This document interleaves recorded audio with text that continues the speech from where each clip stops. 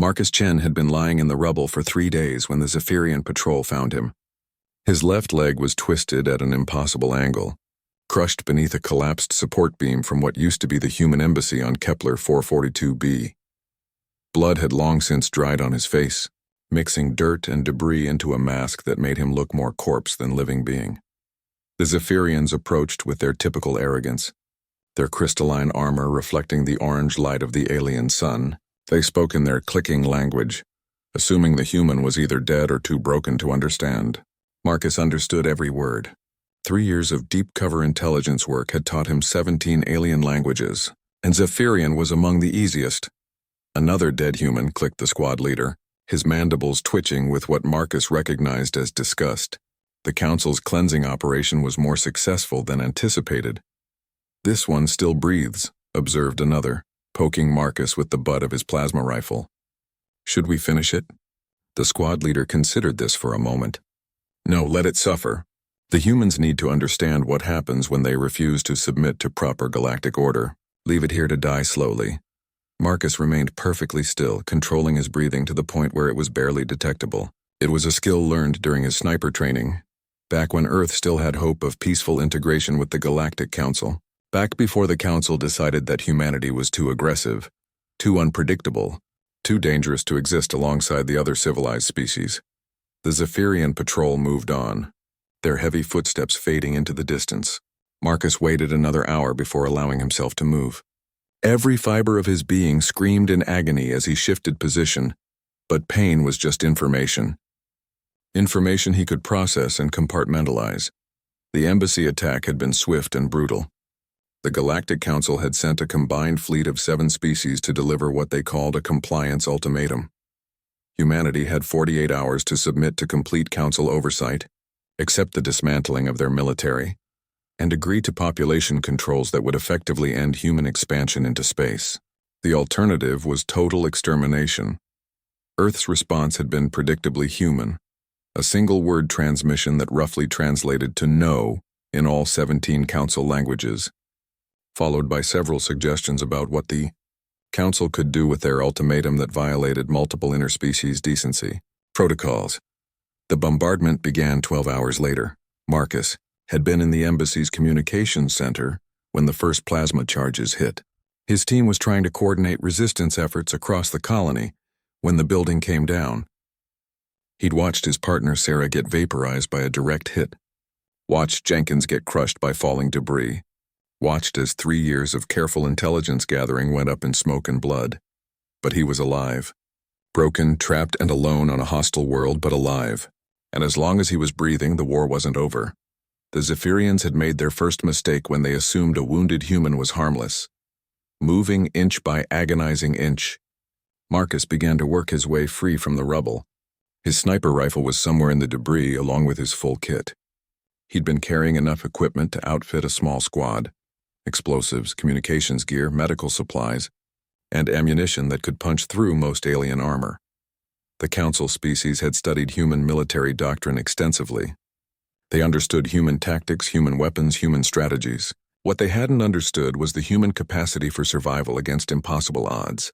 They'd analyzed human conflicts and seen the surrender rates, the casualty statistics, the logical points at which human resistance typically collapsed. What their analysis had missed was that those statistics applied to conventional warfare between human nations fighting for resources or territory. This wasn't conventional warfare. This was extinction.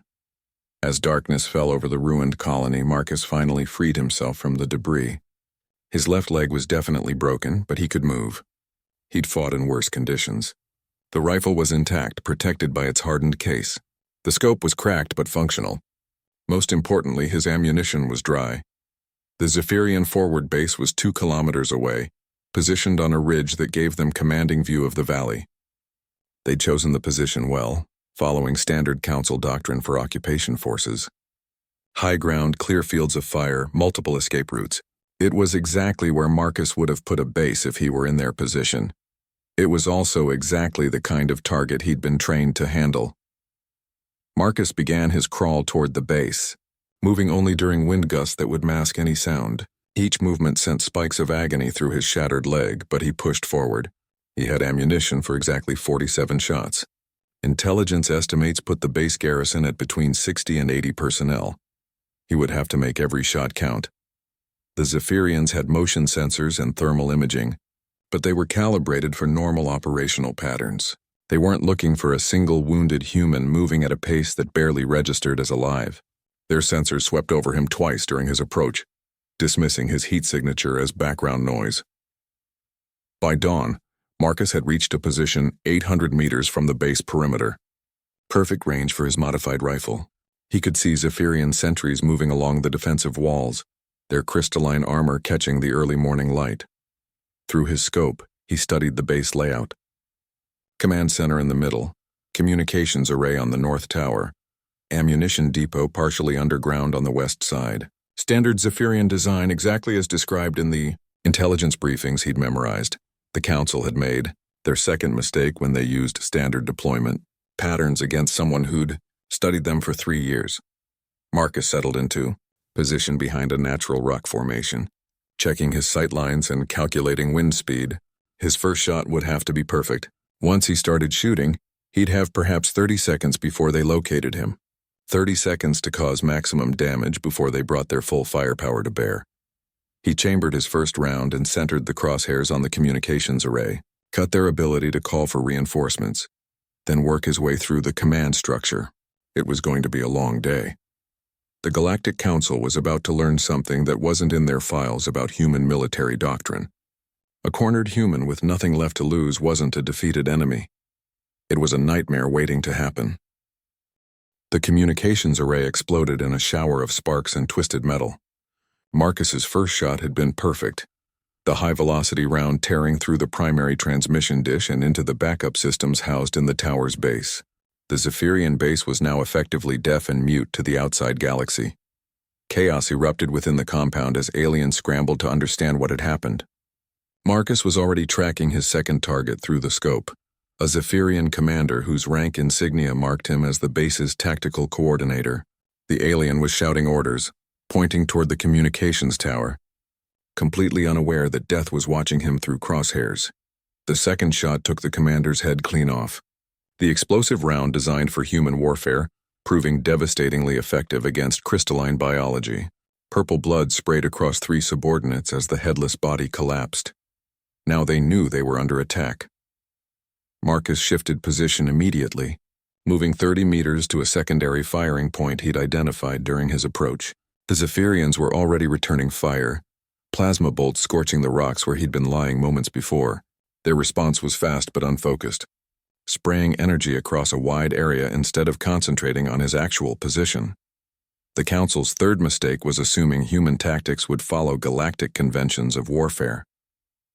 Through his scope, Marcus watched as Zephyrian soldiers emerged from bunkers and defensive positions, trying to establish firing lines and coordinate a response. They moved in standard formation patterns, following doctrine that worked perfectly against other Council species, but made them predictable targets for someone who'd studied their methods. His third shot caught a heavy weapons specialist carrying a plasma cannon. The alien spun and fell, the cannon sliding across the compound's floor. Fourth shot destroyed a sensor array that was trying to lock onto his position. Fifth shot hit another officer, sending the remaining troops into deeper cover. Marcus counted 43 aliens visible in the compound, with probably another 20 hidden in hardened positions. The ammunition depot was his primary target, but it was heavily shielded and would require multiple precise shots to penetrate. He had to thin out their numbers first. The Zephyrians were adapting faster than expected.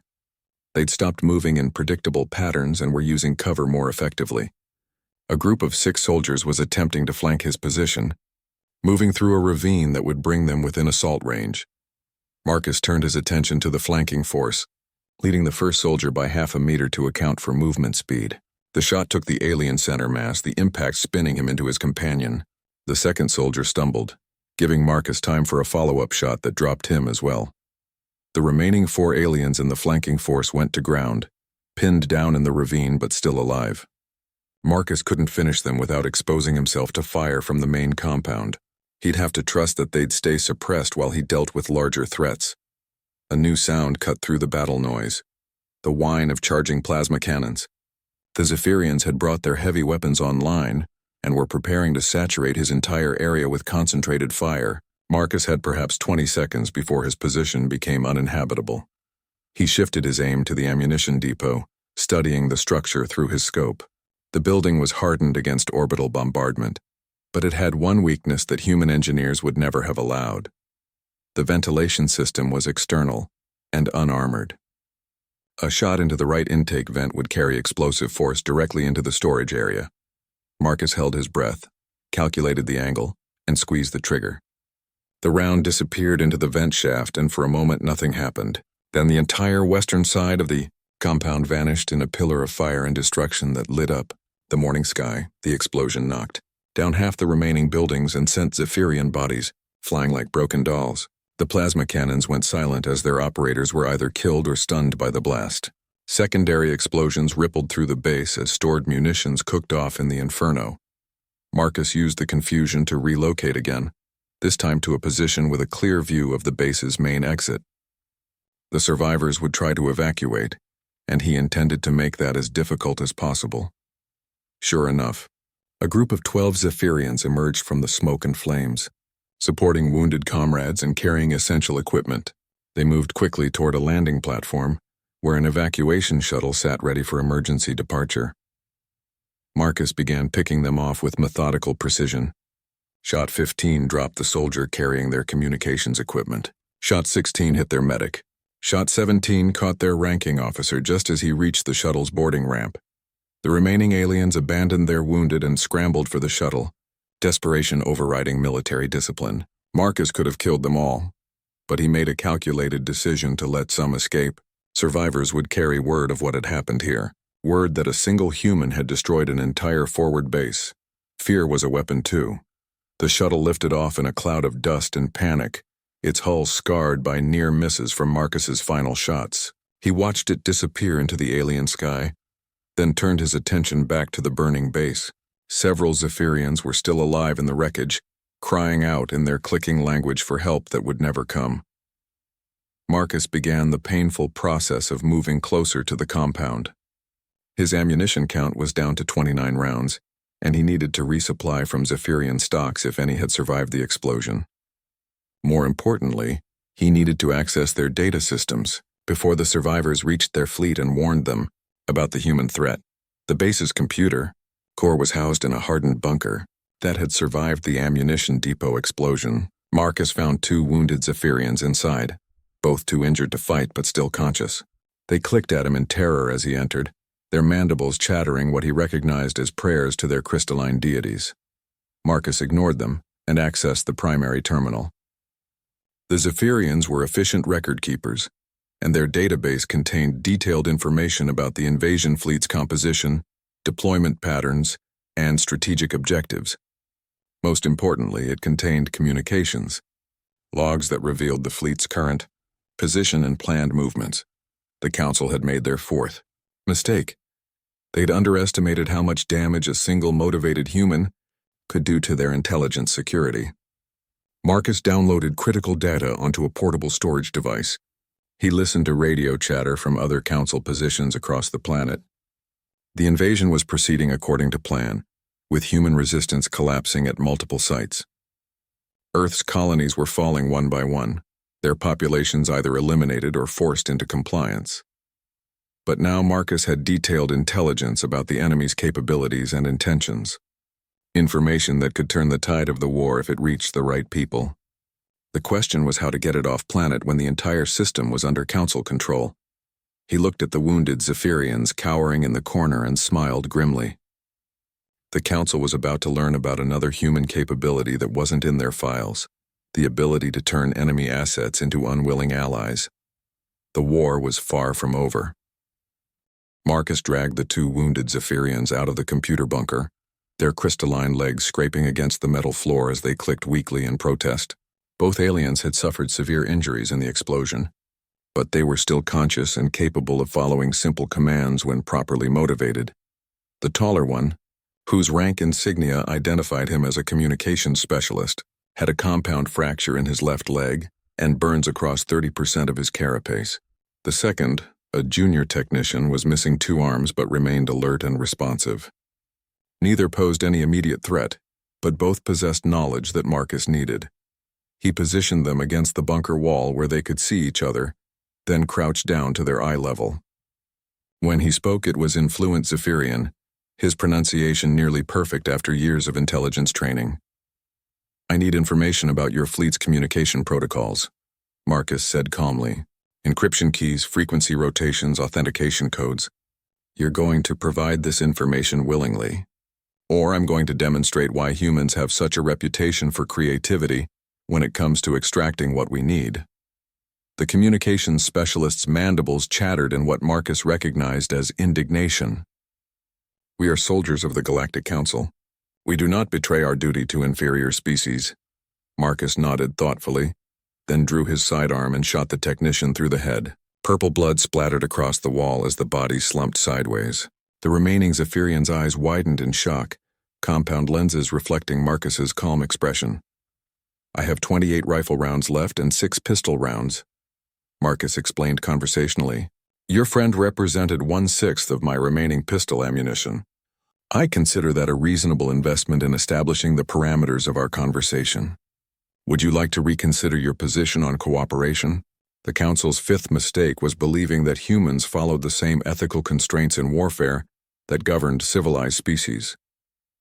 The Zephyrians' resistance crumbled immediately. Over the next hour, Marcus extracted a complete breakdown of the invasion fleet's communication structure, including rotating encryption keys, emergency frequencies, and the authentication codes that would identify him as a legitimate Council asset. The information was worth more than gold. It was worth human lives.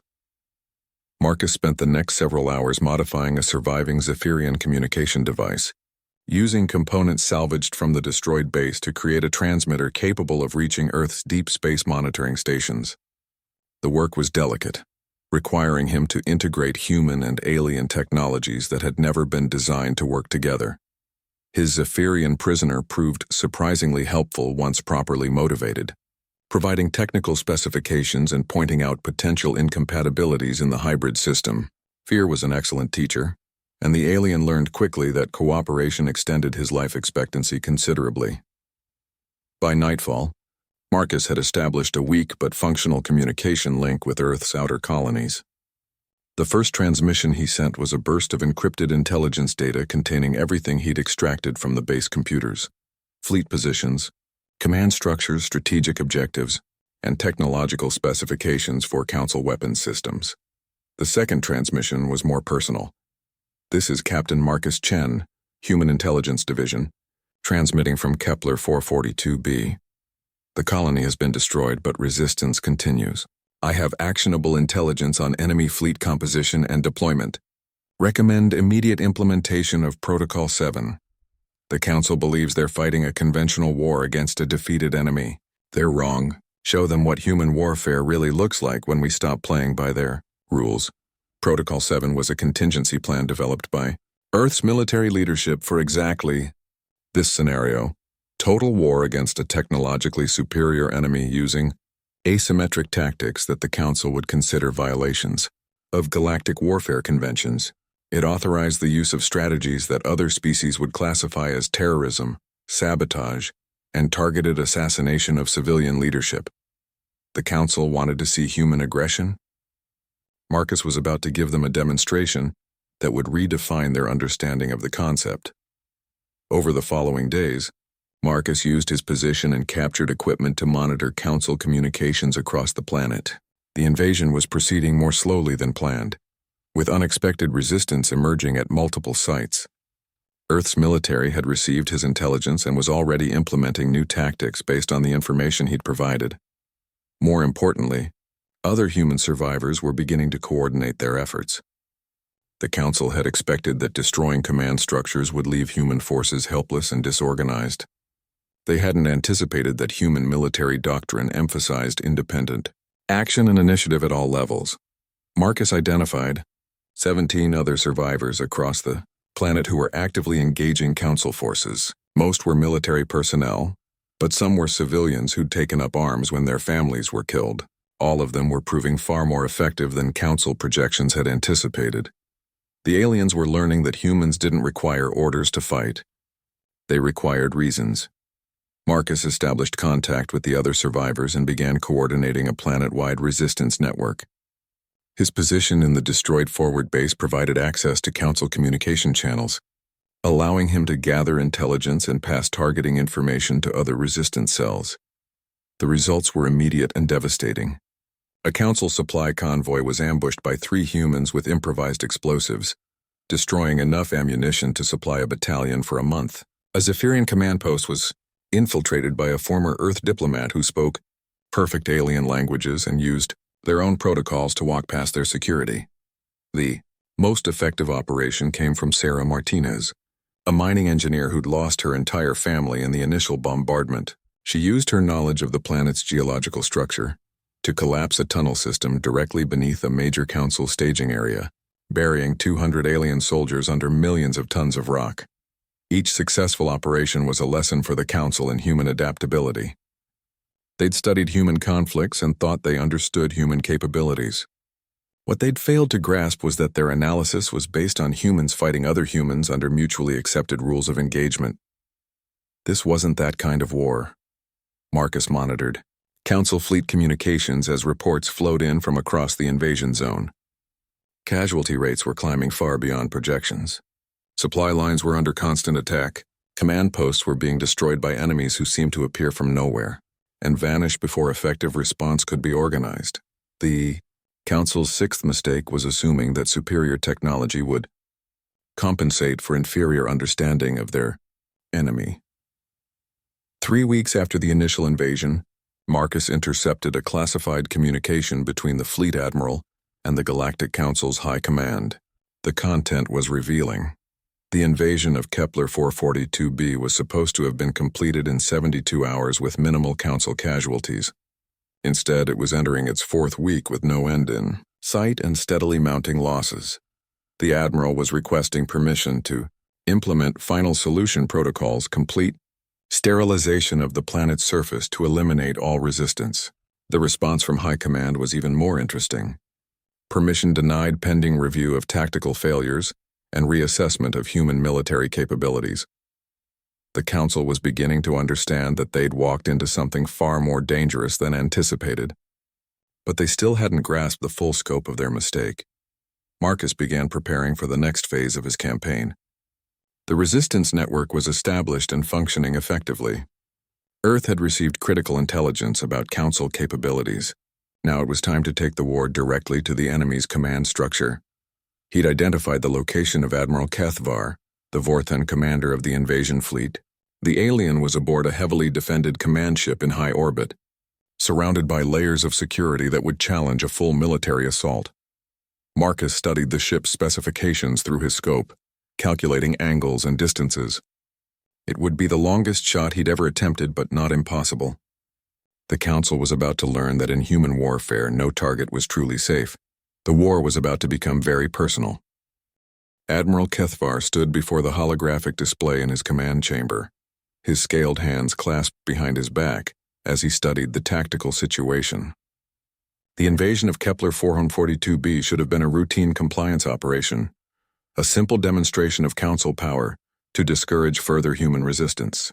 Instead, it had become a grinding nightmare that consumed resources and personnel at an alarming rate. The planet below was still contested after nearly a month of operations. His forces controlled the major population centers and industrial sites, but the surrounding territories remained hostile. Human survivors continued to conduct raids against supply lines and isolated outposts, striking without warning and vanishing before effective retaliation could be organized. What disturbed the Admiral most was the intelligence reports coming from his ground commanders. They described human tactics that violated every principle of civilized warfare. Ambushes using improvised explosives, targeted assassination of command personnel, psychological warfare designed to terrorize rather than defeat. The humans weren't fighting to win territory or achieve strategic objectives. They were fighting to kill as many Council soldiers as possible before dying themselves. It was barbaric. It was primitive, and it was working. Admiral, clicked his communications officer, a young Zephyrian whose mandibles trembled with barely controlled fear. We're receiving another priority transmission from the Galactic Council High Command. Kethvar's scales darkened with frustration. This would be the third demand for status updates in as many days. The Council was growing impatient with his failure to conclude what should have been a simple operation. Worse, reports were filtering in from other human colonies where similar resistance was emerging. Earth's military had apparently learned from the intelligence gathered on Kepler 442b and was implementing new tactics across all fronts. Display the transmission, he ordered. The hologram flickered and resolved into the image of Council Speaker Morthak, his crystalline features rigid with displeasure. The Zephyrian leader's voice carried the unmistakable tone of superior addressing subordinate. Admiral Kethvar, the Council grows concerned about your continued delays on Kepler 442b. Intelligence reports suggest that human resistance has actually strengthened since the initial invasion. This is unacceptable. You have 48 hours to complete your mission or face removal from command. The transmission ended without opportunity for response. Kethvar stared at the empty hologram, feeling the weight of command pressing down on his scales. 48 hours to accomplish what 4 weeks had failed to achieve. The Council's expectations were becoming as unrealistic as they were inflexible. Sir, interrupted his tactical coordinator, long-range sensors are detecting unusual energy readings from the planet's surface. Sector 7 Alpha, approximately 800 kilometers northeast of the primary landing zone. Kethvar turned his attention to the sensor display. The readings were faint but consistent with some form of directed energy weapon charging sequence. It could be a human attempt to activate abandoned planetary defense systems, or perhaps a salvaged Council weapon system turned against its creators. Dispatch a reconnaissance squadron to investigate, he ordered. Full sensor sweep and immediate reporting. I want to know what the humans are attempting. What the Admiral didn't know was that Marcus Chen was lying on a mountain peak 800 kilometers away, carefully adjusting a weapon that had never been designed for the task he intended. Over the past week, Marcus had been modifying captured Council technology, combining Zephyrian energy weapons with human targeting systems to create something entirely new. The project had required cannibalizing equipment from multiple sources, power cells from destroyed vehicles, targeting computers from downed aircraft, and focusing crystals from Zephyrian plasma rifles. The resulting device was part sniper rifle, part energy cannon, and entirely improvised. It shouldn't have worked according to any engineering principles from either species, but humans had a talent for making impossible things work when necessity demanded it. Marcus had spent 3 days calculating the orbital mechanics required for his shot. The Admiral's command ship followed a predictable patrol pattern, maintaining geosynchronous orbit above the primary invasion zone. At its closest approach, the ship would be approximately 450 kilometers above the planet's surface, well beyond the range of any conventional weapon. The energy requirements for such a shot were enormous, requiring Marcus to tap into a nearby geothermal power station that the Council had overlooked during their initial bombardment. He'd spent another 2 days rigging a direct power feed from the station to his improvised weapon, creating a system that would deliver enough energy to punch through both atmosphere and ship's shields. He would get exactly 1 shot before the weapon overloaded and probably exploded. The power surge would be detectable from orbit, giving away his position and ensuring swift retaliation. It was a suicide mission by any rational calculation. Marcus had stopped thinking rationally. The day he watched his team die in the embassy bombing, the Admiral's ship appeared, over the horizon exactly on schedule, its massive bulk silhouetted against the alien stars. Through his modified scope, Marcus could see the bridge section where Kethvar would be coordinating the invasion. The range was extreme, the target was moving, and atmospheric distortion would deflect any shot by several meters. Marcus adjusted for all variables and settled into position behind his improvised weapon. The power reading showed optimal charge levels. Targeting computers confirmed lock-on. All systems were functioning within acceptable parameters. He thought about Sarah, vaporized in the embassy attack, about Jenkins, crushed under falling debris, about the thousands of human colonists who died in the bombardment, about Earth's children who would grow up in Council prison camps if this invasion succeeded. Marcus squeezed the trigger. The energy discharge lit up the mountain peak like a miniature star, sending a coherent beam of superheated plasma racing toward the orbital target. The weapon exploded in Marcus's hands, shrapnel tearing through his armor and adding new wounds to his already battered body. But he barely noticed. His attention was focused on the distant ship where his shot was about to arrive. The beam struck Admiral Kethvar's command ship directly amidships, punching through shields that were designed to stop asteroid impacts and burning through hull armor like paper. The energy penetrated 17 decks before finally dissipating, leaving a perfectly round hole that stretched from dorsal to ventral hull sections. Admiral Kethvar was in his private quarters when the shot hit, reviewing intelligence reports and trying to understand how a primitive species could prove so difficult to subdue. The plasma beam missed him by less than 30 meters, passing through the ship's main computer core and secondary life support systems before exiting through the lower hull. The Admiral survived, but his ship did not. Critical systems began failing throughout the vessel as power conduits overloaded and atmosphere vented into space. Emergency protocols activated automatically, sealing damaged sections and routing surviving crew to evacuation pods. From his position on the mountain, Marcus watched through his scope as the massive command ship began to break apart. Secondary explosions rippled along its length as internal systems overloaded. Evacuation pods ejected like seeds from a dying plant, carrying survivors toward the planet's surface or nearby escort vessels. The Admiral's flagship, pride of the Vorthan fleet and symbol of Council power, fell toward the planet in a trail of fire and debris. It impacted in the Northern Ocean with enough force to trigger seismic sensors across 3 continents. The resulting tsunami would require emergency response from every remaining Council unit on the planet. Marcus allowed himself a moment of satisfaction before beginning his retreat from the mountain. Council retaliation would be swift and overwhelming. The energy discharge had marked his position as clearly as a beacon, and orbital bombardment would follow within minutes. But the shot had accomplished more than simple destruction. The Admiral's ship contained critical command and control systems for the entire invasion fleet. Its loss would disrupt communications, scatter command authority, and force the Council to reorganize their entire operation. More importantly, it would send a message to every Council species watching the human resistance. No target was safe from human retaliation, no matter how well defended or strategically positioned. The war had entered a new phase, and the Council was beginning to understand that they weren't fighting a conventional enemy. They were fighting a species that redefined the very concept of warfare when pushed to the brink of extinction. Admiral Kethvar, floating in an evacuation pod and watching his flagship burn in the planet's atmosphere, finally grasped the magnitude of the Council's mistake. They hadn't invaded a human colony. They had awakened something that would haunt the galaxy for generations to come. The emergency session of the Galactic Council convened in chaos.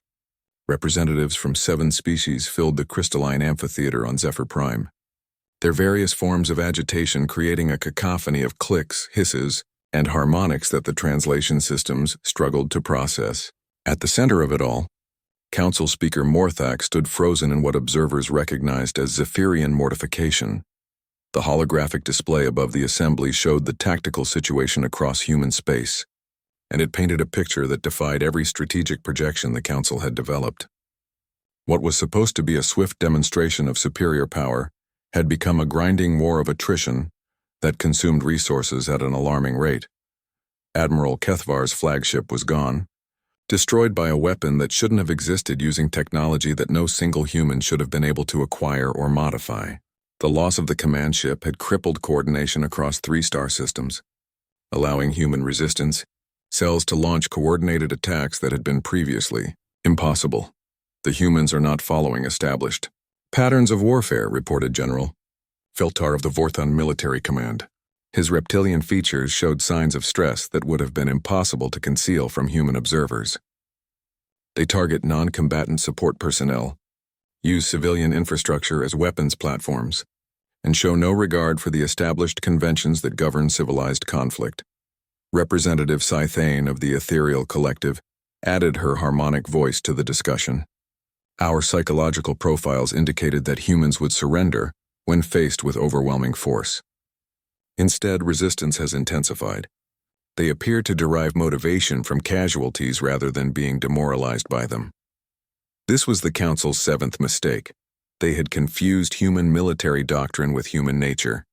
The files they'd studied showed surrender rates and casualty thresholds from conflicts where humans fought each other over territory, resources, or political differences. Those statistics were meaningless when applied to a species fighting for survival against extinction. Speaker Morthak finally found his voice, the translated words carrying undertones of barely controlled panic.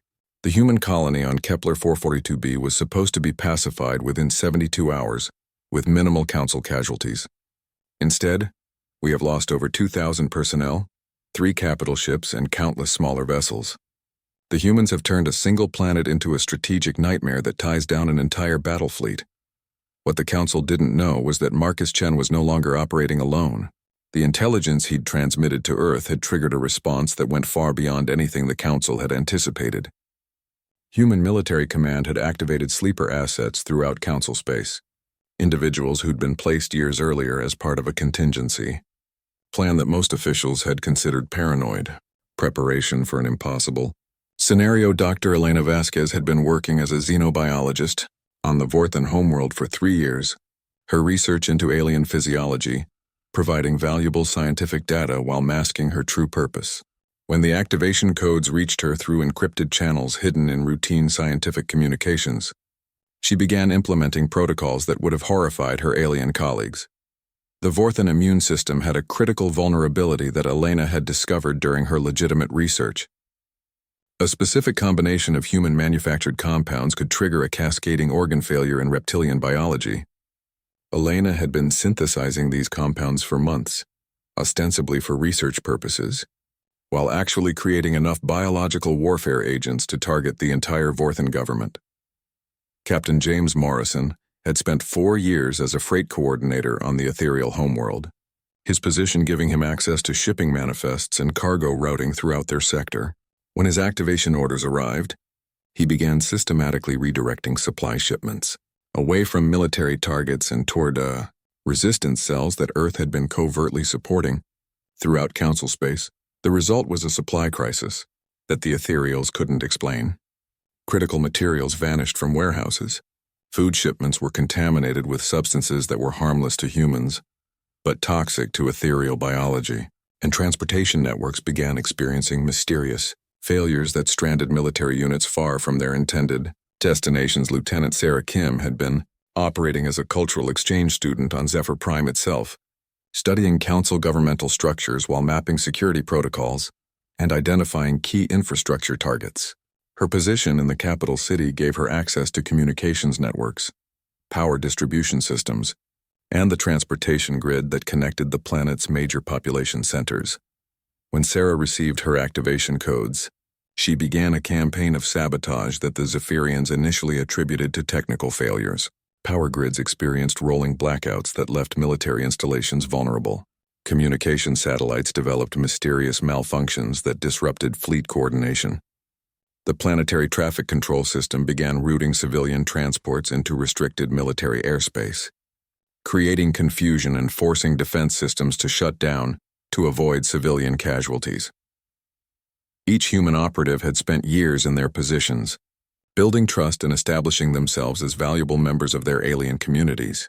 The Council had welcomed human participation in galactic society, viewing it as evidence of successful integration and proof that humanity could be civilized according to their standards. They had never suspected that every human cultural exchange, every scientific collaboration, every trade agreement was laying the groundwork for a war that Earth strategists had begun planning decades earlier. Back on Kepler 442b, Marcus monitored communications traffic as reports flooded in from across Council space. The coordinated activation of human assets was creating chaos throughout their territory. But more importantly, it was forcing the Council to confront a terrifying realization. They had no idea how many humans were embedded in their society, or what capabilities those humans possessed. The psychological impact was devastating. Every human scientist, every cultural attaché, every trade representative suddenly became a potential threat. Council security forces began mass arrests of human personnel, but this only worsened their situation. Many of the detained humans were legitimate civilians whose arrest created diplomatic incidents and resource allocation problems. Meanwhile, The actual operative cells remained undetected and continued their sabotage operations. Marcus received an encrypted transmission from Earth that changed everything he thought he knew about the war. The message was brief, but its implications were staggering. Operation Prometheus is authorized. Execute when ready. Remember, they started this. Operation Prometheus was a theoretical concept that Marcus had helped develop during his intelligence training, a worst-case scenario plan that crossed every line of conventional warfare. It was designed to be implemented only if humanity faced complete extinction, because its execution would make peaceful coexistence with the Council impossible forever. The plan required detailed knowledge of Council biology, psychology, and social structures, information that had been gathered over decades by human operatives throughout galactic society. It also required a delivery system that could reach every major Council world simultaneously, striking with precision that would cripple their ability to respond. Marcus had the biological intelligence, thanks to his years of studying alien physiology and the data gathered by operatives like Dr. Vasquez. He had access to Council communication networks through the equipment he'd captured and modified. Most importantly, he had something that the Council had never anticipated: the willingness to use weapons that civilized species considered unthinkable. Over the next week, Marcus began implementing Prometheus protocols using resources available on Kepler 442b. The planet's industrial infrastructure included biotechnology facilities that the Council had left intact, planning to use them for their own purposes after pacification was complete. Marcus infiltrated these facilities and began production of biological agents specifically tailored to Council species biology. The Zephyrian respiratory system was vulnerable to a modified version of human influenza that would cause progressive crystallization of lung tissue. The Vorthan circulatory system could be targeted with engineered bacteria that would create blood clots in their dual heart configuration. The ethereal nervous system was susceptible to a synthetic compound that would disrupt their harmonic communication abilities and eventually cause brain death. Each agent was designed to be species-specific, harmless to humans but lethal to its intended targets. More importantly, each was engineered to spread rapidly through Council populations before symptoms became apparent, ensuring maximum distribution before countermeasures could be developed. The Council's eighth mistake was believing that humans would limit themselves to conventional weapons and tactics, even when facing extinction. As Marcus prepared the biological weapons for deployment, he monitored Council communications and watched their growing desperation. The coordinated attacks across their territory had forced them to deploy military assets for internal security rather than external expansion. Their invasion fleets were being recalled to protect homeworlds that were under attack from enemies they couldn't identify or locate.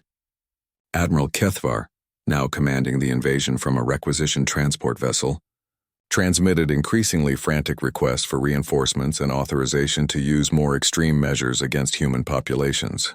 The responses from Council High Command showed a leadership structure that was beginning to fracture under pressure they had never anticipated. Marcus finished his preparations and prepared to transmit the biological weapons data to human operatives throughout Council space. Each operative would receive manufacturing instructions and deployment protocols for their local targets.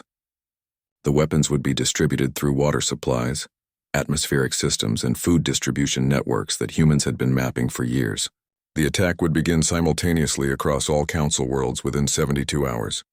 By the time symptoms appeared, it would be too late for effective countermeasures. The Council would face a choice between surrender and extinction, the same choice they had offered to humanity. But Marcus hesitated before sending the transmission. Once Prometheus was activated, there would be no path back to peaceful coexistence. The weapons were designed to kill billions of sentient beings whose only crime was membership in species that had declared war on humanity. It was genocide on a galactic scale, justified only by the Council's attempt to commit genocide first. The decision was taken out of his hands when his communications equipment detected an incoming transmission from the Council fleet. Admiral Kethvar's voice, translated into human languages, carried a message that eliminated any possibility of mercy.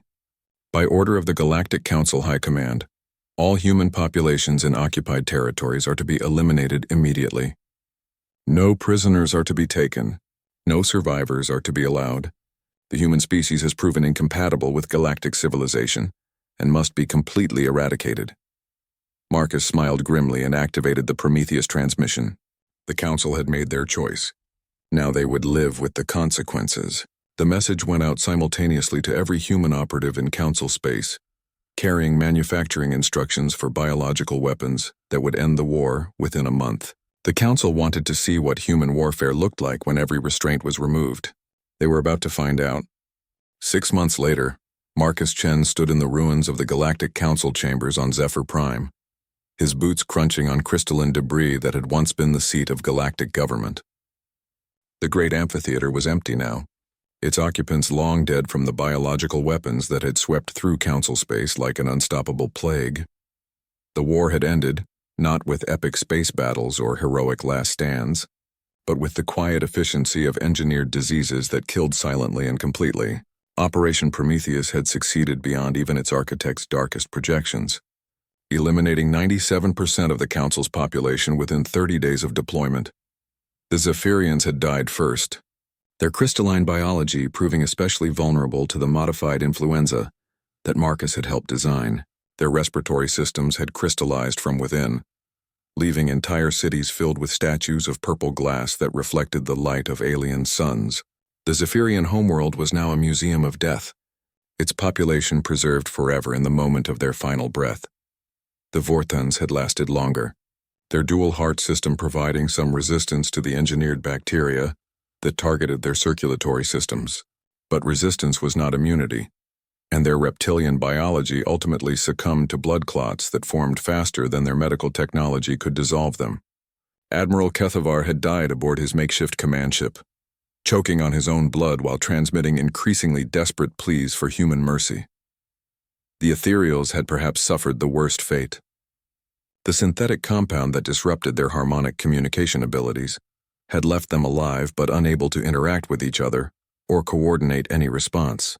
They had died in isolation, their collective consciousness shattered into billions of individual minds that could no longer touch the harmonic frequencies that defined their existence. Marcus walked through the chamber where the Council had made their fatal decision to exterminate humanity. The holographic display still functioned, showing the current state of what had once been a thriving galactic civilization.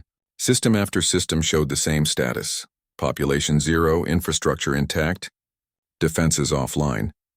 The Council's ninth and final mistake had been assuming that humans would fight a conventional war, even when facing extinction. They had prepared for military resistance, economic warfare, even terrorist attacks against their civilian populations. They had never prepared for an enemy willing to commit xenocide to ensure their own survival. The irony was not lost on Marcus. The Council had declared war on humanity because they considered human aggression too dangerous for galactic civilization. In trying to eliminate that perceived threat, they had unleashed the very violence they feared most. Humanity had proven their point by destroying an entire galactic community, rather than accept extinction. A communication device on Marcus's belt chimed softly, indicating an incoming transmission from Earth. He activated the device and Admiral Sarah Chen's voice filled the empty chamber. She had been promoted to head of Human Fleet Command after the war ended, her strategic planning having proven instrumental in humanity's survival. Marcus, we're receiving the final reports from our survey teams. Council space is completely pacified. No military resistance detected anywhere in their former territory. Industrial infrastructure is intact and ready for human occupation. Estimated timeline for full colonization is 18 months. Marcus nodded, though she couldn't see him. Understood. What's the status of the remaining Council species? Small populations survived on remote colonies and research stations that weren't connected to major infrastructure networks. Current estimates put total survivors at less than 50,000 individuals scattered across 17 systems. They pose no military threat and have requested permission to establish neutral territory outside human space. The survivors. Marcus had known there would be some individuals who were isolated enough to avoid exposure to the biological weapons, or lucky enough to possess natural immunity. The question of what to do with them had been debated extensively by human leadership. Some argued for mercy, pointing out that the survivors bore no responsibility for the Council's decision to declare war on humanity. Others demanded complete extermination, arguing that leaving any Council species alive risked future retaliation. The debate had ultimately been settled by practical considerations rather than moral ones. What did Command decide about the survivor populations? Marcus asked. Conditional autonomy. They're allowed to establish independent colonies in designated systems outside human expansion zones. In exchange, they provide complete technological databases and submit to monitoring to ensure they're not developing military capabilities. It's essentially permanent exile, but they'll survive as species. Marcus considered this as he walked among the crystal formations that had once been Zephyrian counselors. Mercy of a sort. The survivors would live, but they would never again pose a threat to human expansion. Their civilizations were broken, their populations too small to maintain advanced technology, and their spirits crushed by the knowledge that their own hubris had led to the extinction of their species. Any word on colonization priorities? Marcus asked. The Vorthan systems are first priority due to their industrial infrastructure. The ethereal worlds will be next once our scientists figure out how to interface with their harmonic technology. Zephyr Prime is being reserved as the new capital of human space. Symbolic value of governing the galaxy from the Council's former seat of power. Marcus smiled grimly at the symbolism. Humanity would rule the galaxy from the very chamber where the decision had been made to destroy them. It was fitting, in a way that the original Council would have found deeply disturbing. The conversation ended, leaving Marcus alone with his thoughts among the crystalline remains of galactic civilization. He thought about the embassy bombing that had started his personal war, about Sarah and Jenkins and all the other humans who had died in the Council's initial attacks. They would never see the galaxy that their sacrifice had won for humanity. He also thought about the billions of Council citizens who had died from weapons that he had helped design and deploy. Civilians who had never voted for war, never participated in military operations, never done anything more threatening than exist as members of species whose leaders had made a catastrophic mistake. The moral weight of genocide was not something that military training had prepared him for. The Council had started the war with explicit intent to commit xenocide against humanity, but that didn't make the human response any less horrific in its scope and efficiency.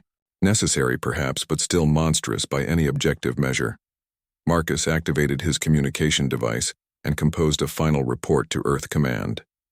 His mission on Kepler 442b was complete. The Council was defeated, their territories were ready for human occupation, and the galaxy was safe for human expansion. He requested permission to remain on Zephyr Prime as part of the colonial administration, helping to manage the transition from Council space to human space. The request was approved within hours. Marcus would spend the rest of his life among the crystal graves of his enemies, ensuring that human civilization never forgot the price of galactic dominance. He would be a reminder to future generations that their safety and prosperity had been purchased with the blood of entire species. In the years that followed, human historians would debate whether Operation Prometheus had been justified or whether alternative solutions might have been possible. They would analyze the decision-making process that led to galactic genocide and argue about the moral implications of survival at any cost. But those debates would take place in lecture halls on human worlds, in classrooms filled with human children who would never face the threat of extinction that their ancestors had confronted. The Council's fatal mistake had been assuming that humans would accept death quietly when pushed to the brink. Instead, they had learned that humanity's greatest strength was not their technology or their tactics, but their absolute refusal to surrender when facing extinction. The Council had wanted to see human aggression unleashed without restraint. Marcus looked up at the alien stars visible through the chamber's shattered dome and allowed himself a moment of satisfaction. Mission accomplished. The galaxy belonged to humanity now, won through the complete destruction of everyone who had tried to take it away. The war was over. Humanity had won, and Marcus Chen, the wounded sniper who should have died in the ruins of a bombed embassy, had lived to see human flags flying over every world that had once belonged to the Galactic Council. Sometimes, leaving the right human alive was the most catastrophic mistake an enemy could make.